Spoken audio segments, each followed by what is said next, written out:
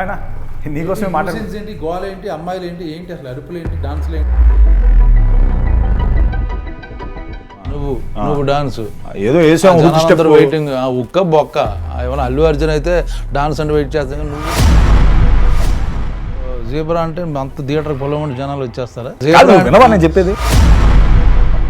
చెప్పాలిగా మీరు సినిమా గురించి ఎవరికి తెలియదు అన్న, చెప్పనివ్వట్లేదు.